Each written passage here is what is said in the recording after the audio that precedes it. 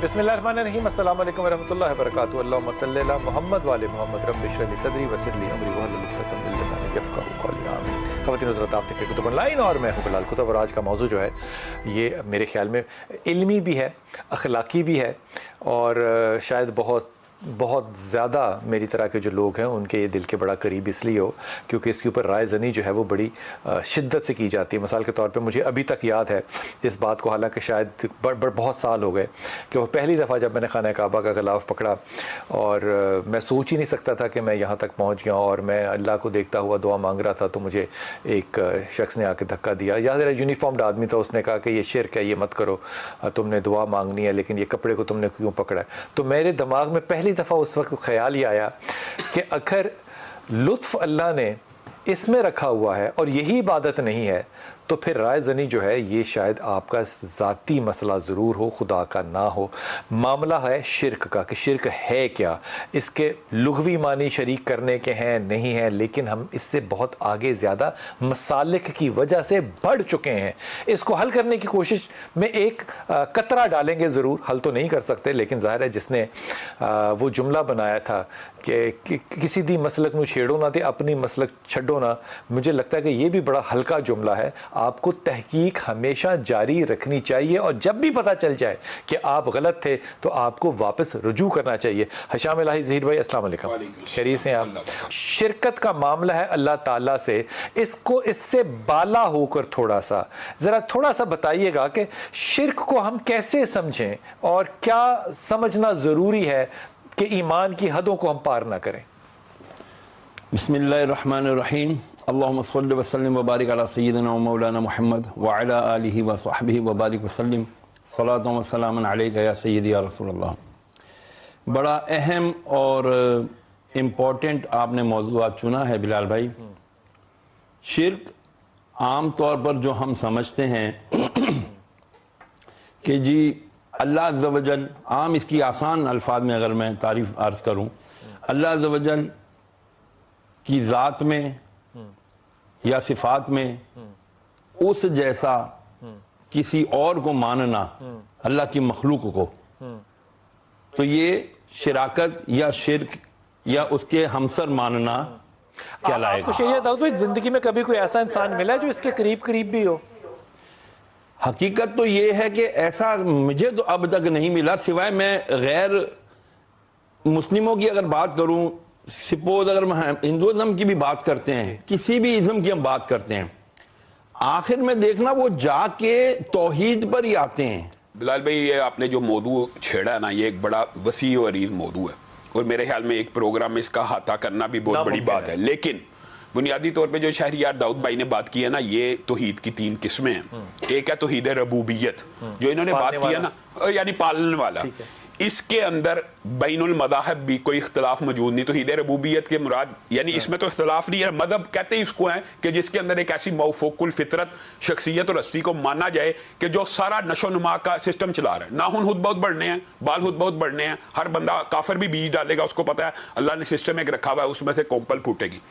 इसके अंदर इख्तलाफ नहीं है, और ये अल्लाह ताला ने कुरान पाक में भी फरमा दिया है कि इसके अंदर तो आपका कुफारे मक्का के साथ भी इख्तलाफ नहीं था। कुल रब्बुस समावाति सबी व रब्बुल अर्शिल अज़ीम कुल अम्मन यमलिकु समा।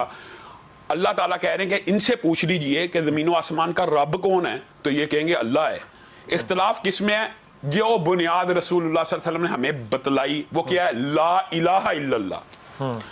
ला इलाहा इल्लल्लाह से इस्लाम शुरू होता है। इससे मुराद ये है कि अल्लाह के अलावा इबादत के लायक कोई और ज़ात नहीं है। रब मानना तो रब तो सारे मज़ाहब मानते हैं आखिर उसके जरिए, लेकिन बुनियादी तौर पे जो इबादत के अफ़आल हैं वो गैरुल्लाह के साथ कर देना। मिसाल दे रहा हूं, अल्लाह का हक है उसको सजदा किया जाए, अगर गैरुल्लाह को किया जाएगा तो इस अमल को शिरकिया ही कहा जाएगा। ये शहरियार भाई दाऊद भाई अल्लाह रबूबियत करता है, अल्लाह रब है, लेकिन अल्लाह रबूबियत करता है। नहीं, अल्लाह रब है ना, तो अल्लाह अलूहियत भी है। ये अल्लाह रब है, रबूबियत करता है। हाँ। ये अल्लाह का क्या कहना है, अल्लाह की सिफत है, ये अल्लाह की सिफत है। अब वो सिफत जो है वो अगर आप करेंगे रबूबियत किसी की तो आप शिर्क कर रहे हैं। नहीं, हाँ, अच्छा, ये बात भी समझने की जरूरत है। लईसा कमिस्लिही शै, अल्लाह ताला की जो सिफात के अंदर शिरक है ना, ये तीसरी किस्म थी। लेकिन पहले मैं कहता हूँ तौहीद उलूहियत बयान होनी चाहिए। बुनियादी तौर पर सबसे ज्यादा शिरक मुआशरे में तौहीद उलूहियत के अंदर पाया जाता है कि हम जुबान से کہتے ہیں لا الہ الا اللہ، لیکن سجدہ پھر بھی درخت کے سامنے ہو رہا ہے، حجر کے معاملہ سامنے. صرف سجدے کا ہے. عبادت کا جو فعل ہے، سجدہ عبادت کا فعل ہے کہ نہیں؟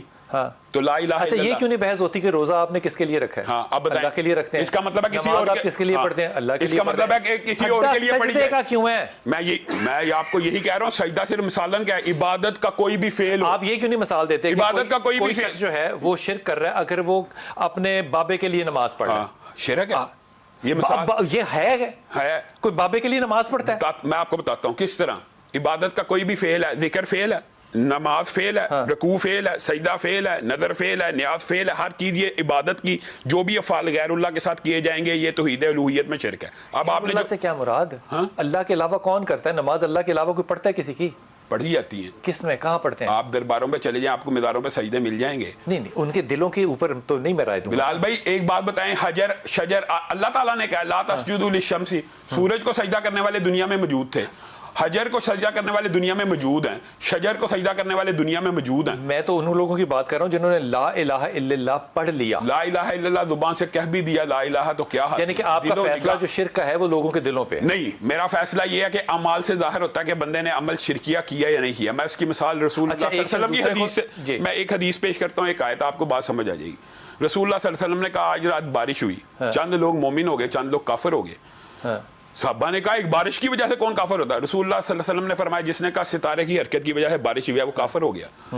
اب اچھا یہ بڑی عجیب سی بات ہے نا حافظ جی، اس بات کو پورا کرنا چاہیے نا، کرنا چاہیے کہ نہیں کرنا چاہیے؟ یہ بارش والا جو ذکر ہے نا، وہ صحابہ نے کہا کہ یہ بارش جو رات کو یہ 9 ستاروں کی وجہ سے ہوئی تھی. وہ جٹ کا نام 9 تھا اور وہاں پہ مٹی بھی آپ کے چہرے کو اور ناک کو اور ماتھے کو لگی تھی، بخاری کی حدیث ہے. لیکن جب مٹی کا ذکر آئے گا پھر اختلاف شرکیہ ہو جائے گا. کیسے؟ مجھے ایک بات بتائیں کہ سنت ہو گئی رسول کی بات کے نہیں. مجھے ایک بات بتائیں، اللہ تعالیٰ قرآن پاک میں اس سے بھی بڑی بات کرتا ہے، اتخذوا احبارهم ورهبانهم اربابا من دون اللہ. یہودیوں نے اپنے علماء کو اور واعظین کو اپنا رب بنا لیا. تو یہودی آگے رسول اللہ صلی اللہ علیہ وسلم کے پاس کہ آپ نے ہمارے اوپر بہت سی باتیں کی ہیں لیکن یہ بات نا زیادتی ہے. یہ اللہ معاف کرے ہم تو نہیں یہ کہہ سکتے، لیکن انہوں نے اسی انداز میں کہا کہ ہم نے کبھی اپنے علماء کی عبادت نہیں کی، نہ ان کو رب مانا. تو رسول اللہ صلی اللہ علیہ وسلم نے ایک بات کا جواب دیا تھا، صرف ایک جملہ، کیا جس کو وہ حلال کرتے تھے تم حلال مان لیتے تھے؟ جی ہاں. جس کو وہ حرام کہتے تھے تم حرام مان لیتے تھے. یعنی رسول اللہ صلی اللہ علیہ وسلم آج یہی کر رہے ہیں. ہاں تو پھر آپ کہتے ہیں ہے نہیں ہے، ابھی آپ کہہ رہے ہیں نہیں ہے. نہیں تو یہ تو اس کا مطلب ساری کی ساری امت مسلمہ جو ہے وہ شرک میں ہے. ہاں اگر وہ اللہ کے حلال کردہ تو کرتے ہیں. نہیں میں ایک بات بتاتا ہوں کہ میرے اور یہ تو رسول اللہ نے اختیار دے دیا کہ یہ تو اختیار صرف اللہ اور رسول کا کسی چیز کو حلال و حرام ٹھہرانے کا. اگر کوئی مولوی کہ یہ اللہ کا حرام کردہ، مثال دے رہا ہوں، سود ہے، ہم تینوں بیٹھے ہوئے ہیں، ظہیر بھائی کہہ دیں یا اسید بھائی کہہ دیں سود حلال ہے اور کوئی بندہ ان کی بات مان لے، یہ شرک. وہ یہ نہیں کہے گا کہ حلال ہے، وہ یہ شرک نہیں کرے گا، وہ کہے گا کہ یہ اس طرح سے حلال ہوگا اور وہ آپ کریں گے. اچھا ایک اور پھر امت اس کو مانے گی. آپ مجھے مثال ہمارے معاشرے میں ایک گروہ، میں آپ کو شرک کی ایک اور مثال دیتا ہوں. ہمارے معاشرے میں ایک گروہ ایسا موجود ہے، علماء کا نہیں معاشرے میں اچھا کہ جو اللہ رب العزت کی ذات کے اندر بھی شرک کرتے ہیں. کیسے؟